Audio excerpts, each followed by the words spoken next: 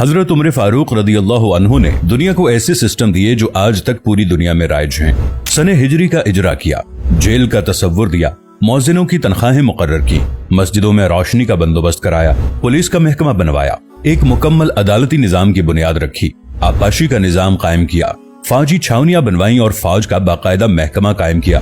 आपने दुनिया में पहली बार दूध पीते बच्चों, माजूरों, बेवाओं और बेआसराओं के वज़ाइफ मुकर्रर किए। आपने दुनिया में पहली बार हुक्मरानों, सरकारी ओहदेदारों और वालियों के असासे डिक्लेयर करने का तस्वुर दिया। आपने बेइंसाफी करने वाले जजों को सजा देने का सिलसिला भी शुरू किया। आपने दुनिया में पहली बार हुक्मरान क्लास की अकाउंटेबिलिटी शुरू की। आप रातों को तिजारती काफिलों की निगरानी करते थे।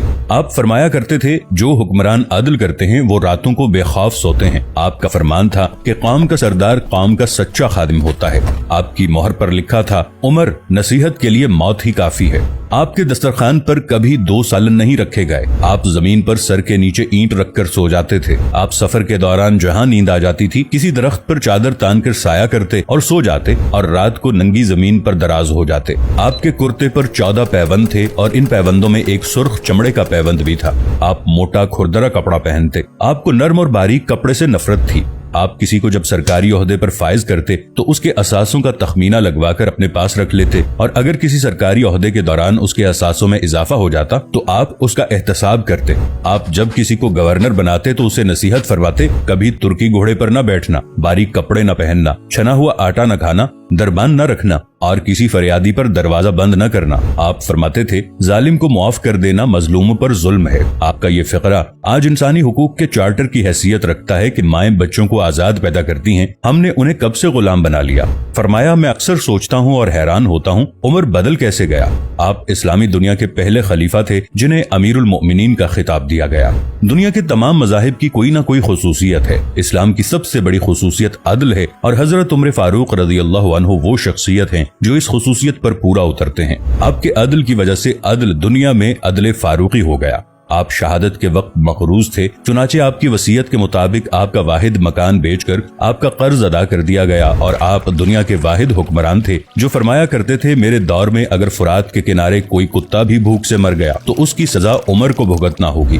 आपके अदल की ये हालत थी। आपका इंतकाल हुआ तो आपकी सल्तनत के दूर दराज इलाके का एक चरवाहा भागता हुआ आया और चीख कर बोला, लोगों, हजरत उमर फारूक रदी अल्लाह अन्हु का इंतकाल हो गया। लोगों ने हैरत से पूछा, तुम मदीने से हजारों मील दूर जंगल में हो, तुम्हें इस सानहे की इत्तला किसने दी। चरवाहा बोला, जब तक हजरत उमर फारूक रदी अल्लाह अन्हु जिंदा थे मेरी भेड़ें जंगल में बेखौफ फिरती थीं और कोई दरिंदा उनकी तरफ आंख उठाकर नहीं देखता था, लेकिन आज पहली बार एक भेड़िया मेरी भेड़ का बच्चा उठाकर ले गया। मैंने भेड़िया की जुर्रत से जान लिया कि आज दुनिया में हजरत उमर फारूक रदी अल्लाह अन्हु मौजूद नहीं है। हजरत उमर फारूक रदी अल्लाह अन्हु ने अपने दौर में जिस जिस खित्ते में इस्लाम का झंडा भिजवाया वहाँ से आज भी अल्लाह अकबर की सदाएं आती हैं। वहाँ आज भी लोग अल्लाह के सामने सजदा करते हैं। दुनिया में अलेक्जेंडर का नाम सिर्फ किताबों में सिमट कर रह गया है, जबकि हजरत उमर फारूक रदी अल्लाह अन्हु के बनाए निजाम दुनिया के 245 ममालिक में आज भी किसी न किसी शक्ल में मौजूद हैं।